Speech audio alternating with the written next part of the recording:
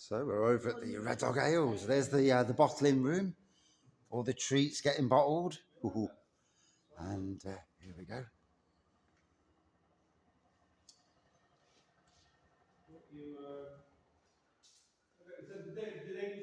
There's the cold storage area.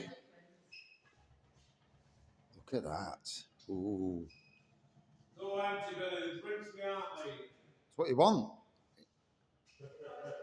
There's all the fermenting vessels. There we go. Casks over there. Supplying pubs up and down.